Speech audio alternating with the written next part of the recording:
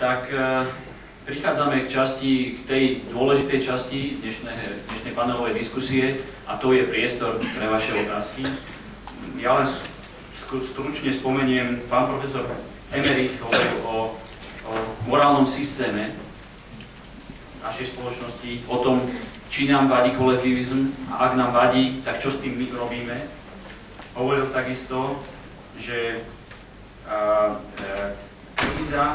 počas krízy si európski politici pýtajú viacej, ale nikto im neoponuje. A takisto je možné iba tieto ich požiadavky zablokovať jednoduchým nie. Takže ako spomínal nejaké také filozofické vyčistenie tých základov, pojmov, v ktorých sa pohybujeme. Frederik sa venoval tomu, že sloboda je, my vnímame slobodu racionálne a argumentujeme racionálne, ale dnešný svet žije aj emóciami. Ľudia nie sú vždy racionálni. Takže akým spôsobom priblížiť rácio, takým spôsobom, aby to bolo zaujímavé. Spomínal takisto vzdelávanie v oblasti základných ekonomických faktov, princípov a takisto coalition building, to znamená spájanie sa, aby sme spoločne niečo dosiahli. Juraj sa venoval tomu, že trhy nie sú dokonalé, ale sú to najlepšie, čo máme. Hovoril o európskej snahe regulovať akýkoľvek problém, ktorý prináša nakoniec výsledok, že tá prílišná regulácia znižuje ekonomický rast, znižuje mieru úspor. Pribúda nám regulátorov nielen na národných, ale aj na medzinárodných úrovniach. A spomenul zaujímavý pojem, ktoré bolo individualistické správanie týchto regulátorov. To znamená, snažia sa sami pracovať, regulovať v jednotlivých krajinách a tým dosahujú ešte väčšie riziko. A takisto spomenul neudržateľný dôchodkový systém. No a Radovan hovoril o miešaní hrušiek s jablkami a hovoril o tom, že podľa štatistík je Slovenská republika už dostatočne zaťažená daňami a nie je rozumné tieto daňové sadzby zvyšovať, pretože to nepovedie k tomu, čo nám možno dnešní politici niektorí hovoria, že sa budeme mať lepšie. Takisto hovoril, že cestou je zefektívniť výdavky, štruktúru výdavkov. Takže toto sú niekoľko myšlienok, ktoré mňa osobne veľmi oslovili, ale chcem teda ponúknuť priestor vám, aby ste dnes sa spýtali to, čo vás zaujíma. Poprosím vás, aby ste sa na začiatku každej otázky predstavili a aby vaše otázky boli krátke a k veci. Ďakujem veľmi pekne. Takže nech sa páči.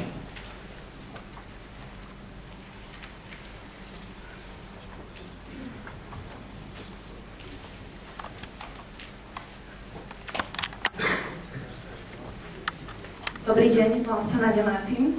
Ondrej, neviem, či to bude úplne k veci. Pán Kočian, nie som zástanca regulácie, ale banky, bankovníctvo. Chcela by som sa opýtať, kam nás bankovníctvo prinesie ďalej, keďže jeden z katalizátorov krízy bolo práve investovanie do derivátov. V súčasnosti banky, aj keď napríklad Európska centrálna banka poskytuje veľmi nízke úrokové sadzby, neposkytujú ďalej úvery, nedávajú tie peniaze ďalej do ekonomiky, nepodporujú ekonomický rast, ale práve naopak, kvôli svojim vlastným ziskom investujú do týchto derivátov. V súčasnosti je ten objem investícií oveľa vyšší ako pred rokom 2008. Čo toto môže ďalej spôsobiť? Ďakujem. Nehovoril by som za vlastnú banku, ale za môj pohľad na ten trh, ako to momentálne vyzerá. A na jeseň došlo k tej regulácii, ktoré som spomenul. To znamená, že zvýšenie kapitálovej primeranosti pre banky. A samozrejme, keď toto spravíte na takom čase, kedy máte prosbu, že vás vlády, niečo vlády, že politici majú snahu banky znárodniť, nejakým spôsobom dotlačiť banky k tomu, aby zobrali štátny kapitál, aby politici mali možnosť ovplyvňovať úverovú politiku bank. Tak v rovnakom čase privátni investori sú veľmi opatrní kapitálovo vstúpiť do bank. To znamená, že v čase, keď dojde požiadavka na vyššiu kapitálovú primeranosť, a jediné, čo môžete reálne spraviť, je znížiť rizikovo vážené aktíva. Rizikovo vážené aktíva v najväčšej miere a najrýchlejšie sa dali znížiť cez zníženie portfólií, portfólio tzv. available for sale, to znamená, že znižovali sa práve takéto tradingové portfólia predovšetkým od jesene, takže neviem, aké máte informácie z hľadiska časového. No a potom samozrejme tie veci, ktoré zaťažujú kapitál. To znamená, že tie úvery, ktoré nie sú kryté kolaterálom a podobne. Toto samozrejme je prechodné a v čase, kedy banky budú plniť tie kapitálové požiadavky, tak budú zamerané na to, aby samozrejme podporovali ten biznis, ktorý je profitabilný, ktorý neviaže veľa kapitálu a čiže ktorý má menší rizikový profil.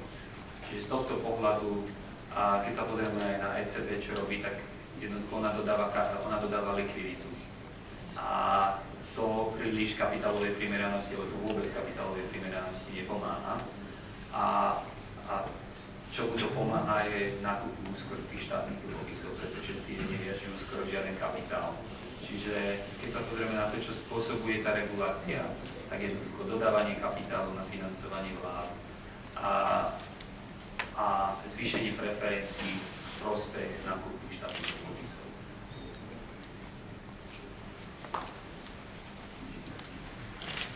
Ďakujem. Chcem ponúknuť pri každej otázke priestor aj našim ostatným panelistom v prípade, ak máte záujem niečo dodať. Ak nie, tak nech sa páči, priestor pre ďalšiu otázku. Ja sa volám Lencová, pochádzam z tretieho sektora, z problematiky rodinná politika. A ja by som si dovolila položiť dve otázky. Prvú otázku pánu profesorovi Emerichovi a druhú pánu profesorovi alebo Ronderovi. Prvá znie, je ekonomická, alebo proste je integrácia vždy kontraindikáciou k slobode ekonomických činností a trhu? Lebo tak mi to vyznelo, že je integrácia vlastne ohrozením ekonomickej slobody a trhu. A druhá otázka na pána Rondera. Z vlastnej skúsenosti, lebo sme organizovali budem hovoriť o hazarde v tej otázke, lebo tam sa pán rečník zastával hazardu ako legitímneho prejavu spôsobu života obyvateľov. A v tejto súvislosti z vlastnej skúsenosti tu na Slovensku, v Bratislave spred roka aj pol, kladiem otázku, že šírenie hazardu nerovná sa slobodný prejav slobody spôsobu života, ale je to skôr kolektívne zneužívanie nedostatku pravdivých informácií pre ľudí. To je moje hlboké presvedčenie. Vďaka. Ďakujem veľmi. Ďakujem veľmi za otázku. Profesor, would you like to start? Well, it's integration, it's like philosophy. Yes and no. That means in theoretical terms, the integration is an instrument to open not only the markets, but also the mind of the people to understand each other, so we don't need interpreter, for instance, when we are talking about our own interests. The question is, is that a kind of instrumental instrument to overcome the burden of bureaucratic systems, including, for instance, coming out of the communism? Or is that a change from one bureaucratic effort to another one? It looks like momentarily, really, that when Brussels, for instance, is asking for lamps, for instance. What does it mean for integration of the market, when, or especially in farm industry regulations, or what you mentioned, Basel III, that regulation is coming from EU, it's coming from American demand to regulate the capital markets. On the other hand, without integration, where are we now stand without that kind of EU, or we don't need EU. In the 50s and up to the 90s, we had an organization in Paris, the OECD, which asked to liberalize the market, to open the market, not to leave the market in the responsibility of the governments and the parliaments, the political parties, to have a kind of liberal economic system.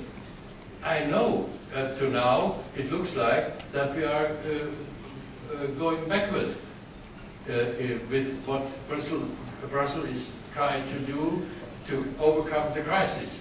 And the crisis is more than a bureaucratic turbulence. It's the crisis. One can talk about for years and for many hours about the real background where the crises are coming from, including the misbehavior of governments. But integration as such, in my understanding, yes, it is a positive attitude. But when bureaucrats, politicians, organizations like the European Central Bank you mentioned, or the Commission in Brussels is using not the liberation of the market, the liberation for the average citizen to perform their own power, then we are in a trouble, like it is now. So it's again the basic and the principle of what kind of intention we have to open whatever, the society, the country, single country, or all of them. And there is no clear answer. That's my problem after some years as a journalist.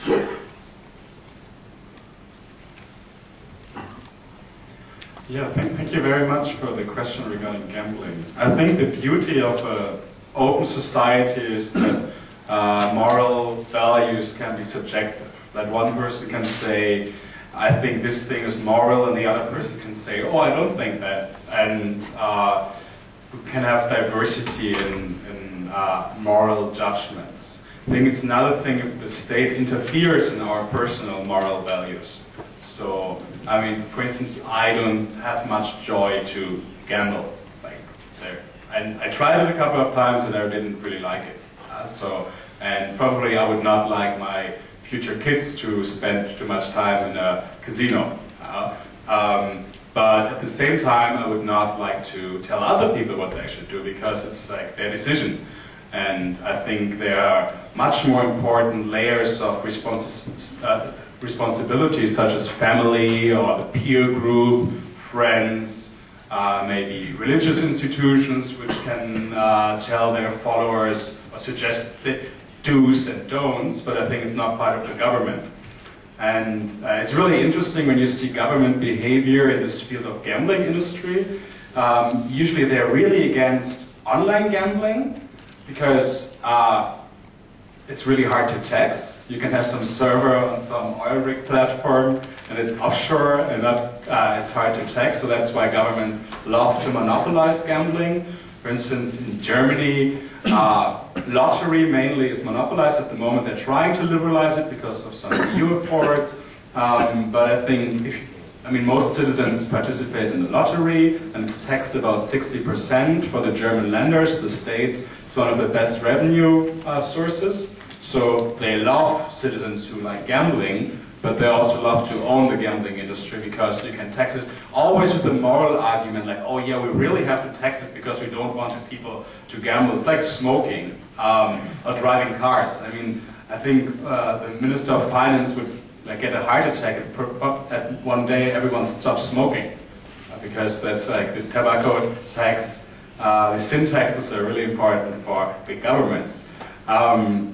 So I think most regulators are hypocrites when it comes to gambling, because they always use moral arguments just to acquire additional sources of government income or to tax people. And I think moral judgments should happen on a non-governmental level, because that's a responsibility. And since our values, especially those things, are not homogeneous, it's just something which can happen in a free society.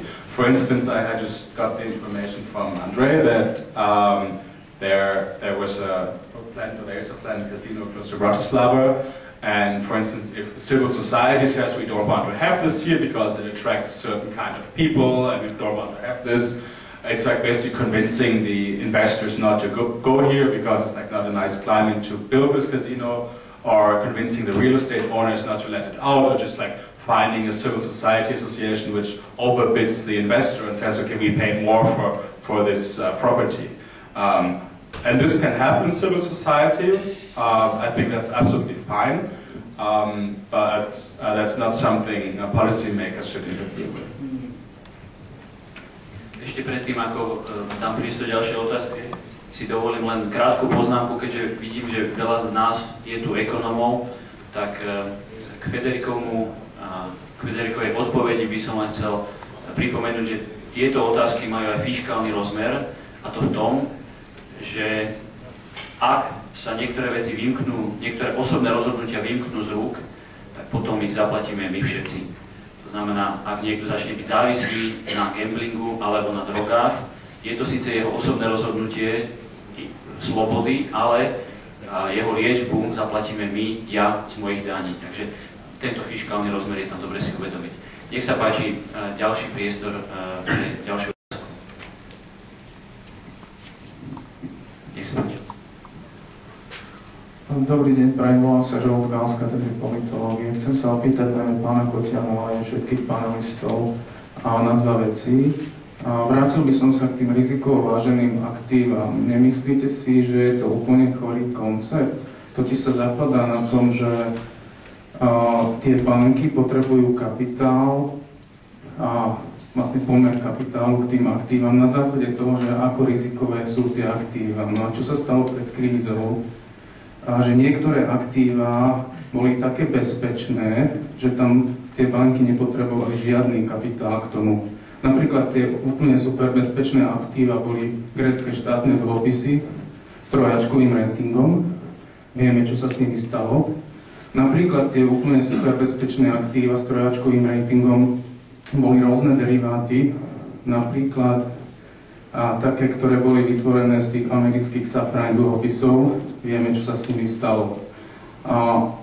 Proste ten celý koncept podľa mňa vychádza trošku z toho, že štát zase vie najlepšie, že aké riziko priradiť rôznym aktívam, a namiesto jednoduchého pravidla, že povedzme banky potrebujú 10% kapitálu na tie aktíva, tak vytvára veľmi zložité konštrukcie, že ako vyrátať tie rizikovážené kapitálové primeranosť vlastne tie aktíva. A tá druhá otázka je taká, že nebolo náhodou tiež jedným z hlavných príčin tej finančnej krízy to, že tá kapitálová primeranosť tých bank, najmä tých investičných bank v Amerike, bola veľmi nízka. Že vlastne oni mali aktíva v hodnote 100, kapitál v hodnote 2 alebo 3. Že tá finančná páka tam bolo 30:1, 40:1. A to znamená, že banky v zásade neriskujú vlastné peniaze, lebo majú strašne nízky kapitál a riskujú hlavne cudzie zdroje. A to vedie k systematickému morálnemu hazardu v finančnom sektore ako v takom. Ďakujem. Veľmi dobré otázky, ďakujem. A možno by som začal tou poslednou. To, že by banky riskovali skôr cudzie zdroje ako vlastný kapitál a predovšetkým pokiaľ banka zle investuje, tak v prvom rade je ohrozený kapitál. A to znamená, že oni sú viac menej najprv sa odpíše kapitál, až potom sa odpíšu veritelia. To znamená, že týmto spôsobom vlastne banky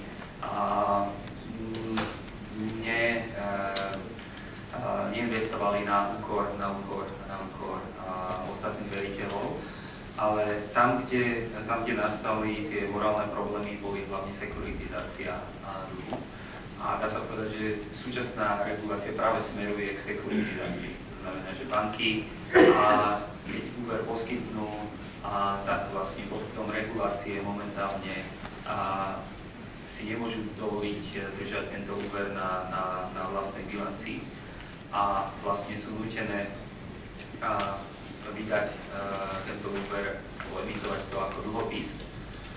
A tým pádom to, čo regulátor sa snaží regulovať bankový trh, tak vlastne v konečnom dôsledku spôsobí, že väčšia časť trhu odíde na neregulovaný dlhopisový trh a tým pádom bude mať ešte menšie pole pôsobnosti na reguláciu. To je úplne prirodzená reakcia trhu.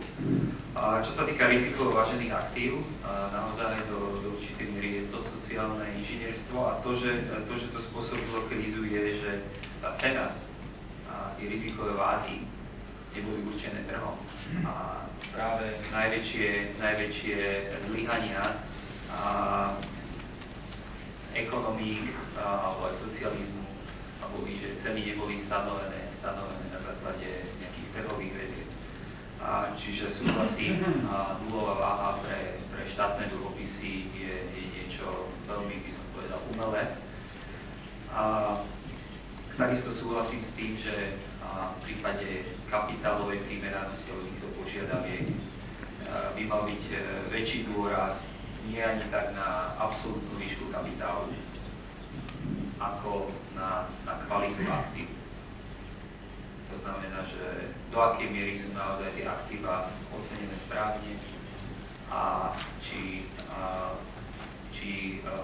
sú dostatočne návratné, či zabezpečia vlastne banke finančnému sektoru ďalšie fungovanie. Čo je asi problém pri nesolventnosti?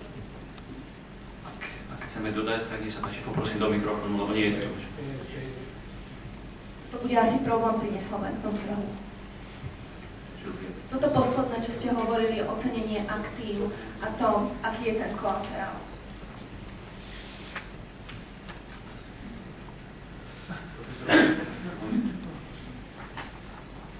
Well, only a short remark about what we are talking about. That is that we have a splitted market on the bank and the whole money system. The shadow banks, as you know, they are 4 to 5 times more than the regular banks. And the question is, why could it be happening? Because in a way, the traditional banking system doesn't cover what the markets are asking for. Because when you have a lot of money, say 2 or 3 billion or like that, that's figures. What are you doing with that money? Are you sending that to, let's say, the Channel Islands or to Singapore? Or are we going to him? I'm sure you all are short to him in Bratislava, but that's only a part of the reality. And so it shows that the markets, not only since Lehman Brothers, it's an old story, that part of the money finds way out of the system. The regular system, the system which has been regulated by whatever. Basel III, for instance, that is not an EU affair alone, which asks for higher capital for the regular banks. And that, so the competition, the whole competition system is chaotic. And the question is why?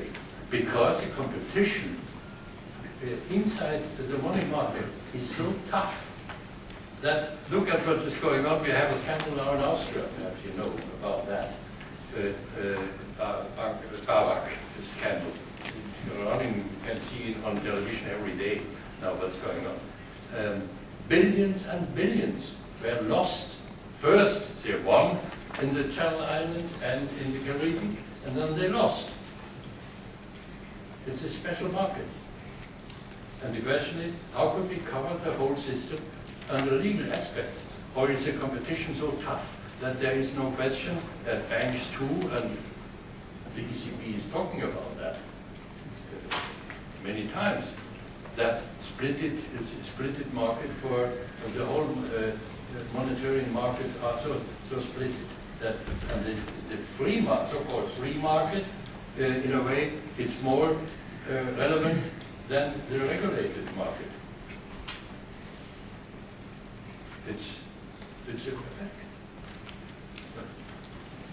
No, it's not easy for you to talk about that. Ďakujem veľmi pekne. Ak nikto z panelistov nechce zareagovať viac, tak máme priestor ešte na jednu otázku a potom bude nasledovať prestávka tam vzadu.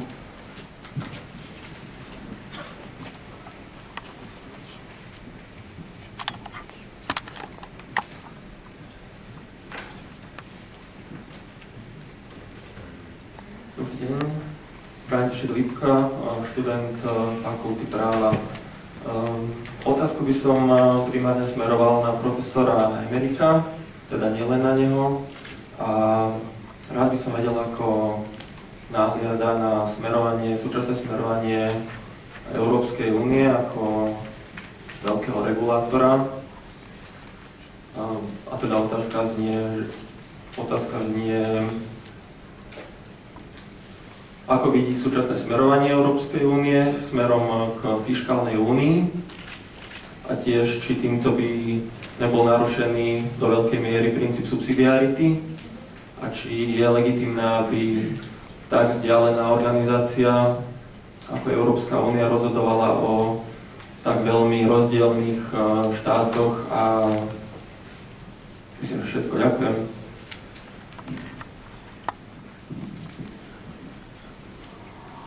Well, I really don't understand your question. You're talking about difference from country to country. That we have a kind of common law for countries with such different, like you have shown us. Is that your question?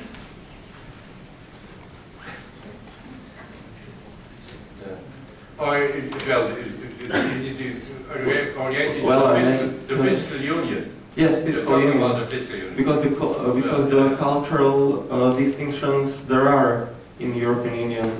The countries are really different in the European Union, you know. Well, you have to ask Mrs. Merkel. Yeah, well, perhaps looking at the political scenery of these days, perhaps in some days we have a different president in France, and then we have a different political situation, which was based originally between the understanding and the common interest value of Mr. Merkel and Mrs. Merkel and Mr. Sarkozy.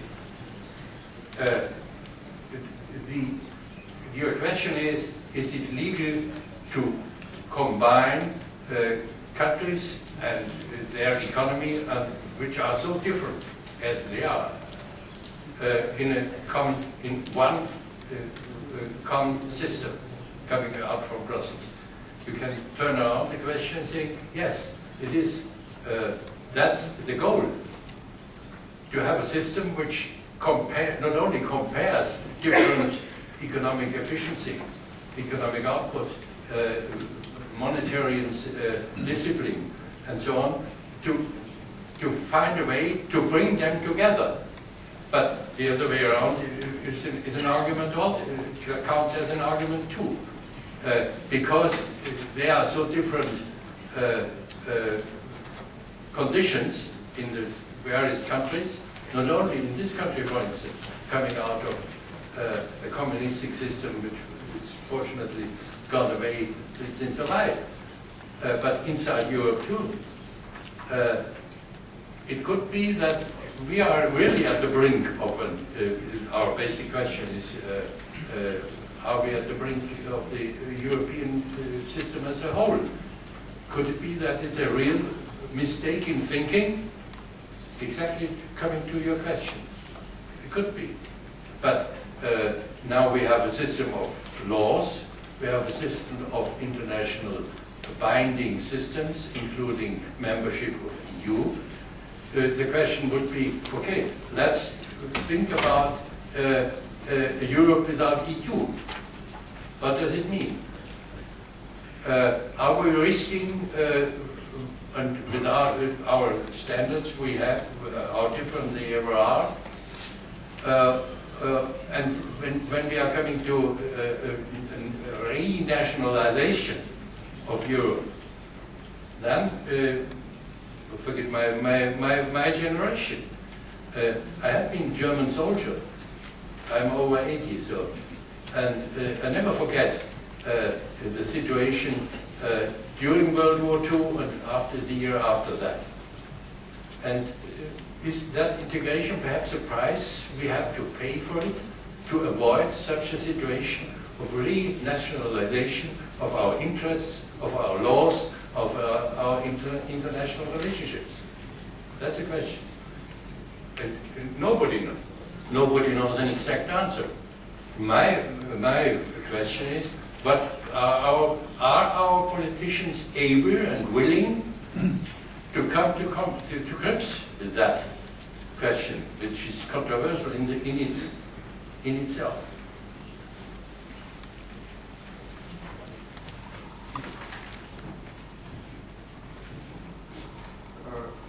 Ja bohužiaľ nemám za sebou také skúsenosti, aby som mohol mať takto široký pohľad na túto tému, ale dovolím si uvieť jeden jednoduchý príklad, ktorý podľa mňa do značnej miery ilustruje to, čo sa na úrovni Európskej únie deje. Ak si dobre pamätám, tak zhruba pred rokom, myslím, že to bola Vivienne Reding, rozbehla akciu, že proste potrebujeme dostať ženy do predstavenstiev firiem. A ten prvý krok bol taký, že urobíme verejný zoznam, kde sa budú hlásiť firmy, ktoré budú spĺňať kritérium povedzme 30 alebo 40% žien v predstavenstve. Zhruba za jeden rok sa do tohto zoznamu z tisícok európskych firiem zapísalo 8.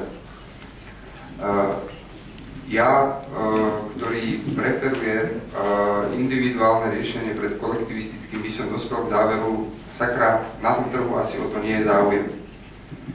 Namiesto toho prišiel paper práve od tejto komisárky, ktorá tvrdí, že podľa niektorých štúdií predstavenstva, kde je viac žien, sú v biznise úspešnejšie. A my si nemôžeme dovoliť v Európe byť neefektívni a teda tie ženy tam dostať musíme. Čiže v blízkej dobe je veľmi pravdepodobné, že tá regulácia bude tvrdá a proste ktorá spoločnosť bude dostatočne veľká obchodovaná, bude musieť spĺňať ten podiel žien. A tu si práve myslím, že my sa nemusíme dostať k renacionalizácii. Ja si myslím, že striktné dodržiavanie voľného pohybu kapitálu, osôb, ekonomická sloboda je dostatočnou zárukou toho, že ak bude biznis naprieč Európou prepojený, tak potom všetky hrôzy, ktoré vyplynuli z nacionalizmu, budú do značnej miery a podľa mňa dostatočne pod kontrolou a nie je nevyhnutné zasahovať jednotlivcom do rozhodnutí typu, či môj kolega v predstavenstve bude žena alebo muž.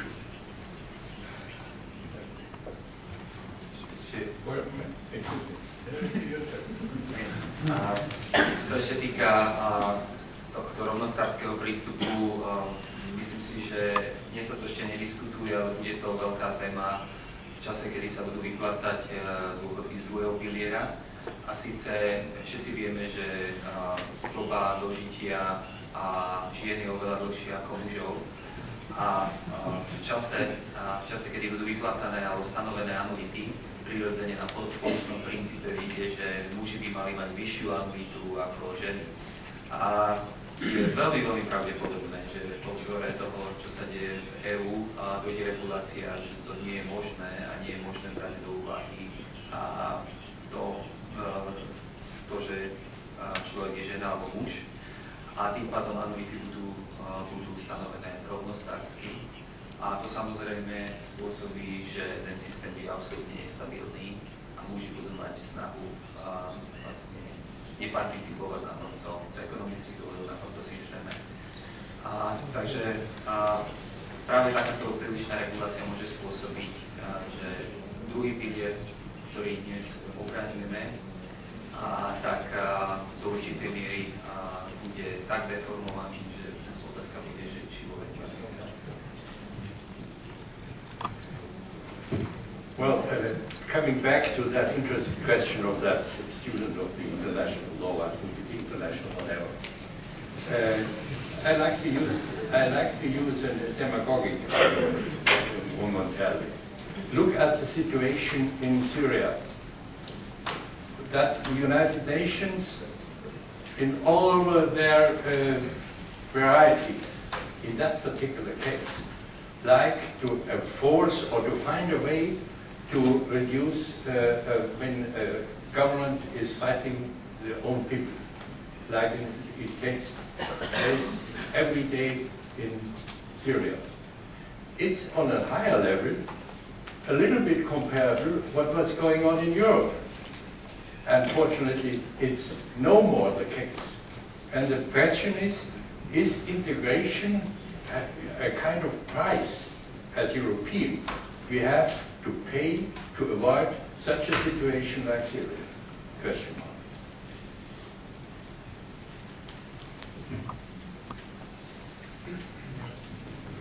Really short. I think we nowadays are so interconnected and information is so much more available and trade is so interconnected that I think this, at least like in countries as the EU member states which are pretty developed, such atrocities will be hard to repeat. And I just see that basically this central control from Brussels makes it really easy for populists such in Hungary, for instance, Orban, to say all the problems come from the central government, and if we look back to our great nation state and we build up the 21st century Hungarian empire of protectionism and state-controlled economy, we will be like strong again. So I think that we can have the less institutions we have, like government institutions we have, no matter on what level, the freer society we can have and the easier mutual exchange between different people in different cultural regions is. Ďakujem veľmi pekne. Záleží nám na tom, aby ste mali ešte možnosť položiť otázky možno, že trochu v neformálnejšom prostredí. Takže preto po skončení tohto panelu vás pozývam na občerstvenie, jednoduché občerstvenie, kde máte možnosť prísť za našimi panelistami a spýtať sa ich možno niečo, čo sme nestihli. A poprosím vás, aby sme boli naspäť 10:40. Dovolte mi na záver, aby som poďakoval našim panelistom, profesorovi Emerichovi, Frederikovi Roderovi, Ďurovi Kotianovi a Radovenu Ďuranovi za ich čas a za ich veľmi podnetné vystúpenia. Ďakujem.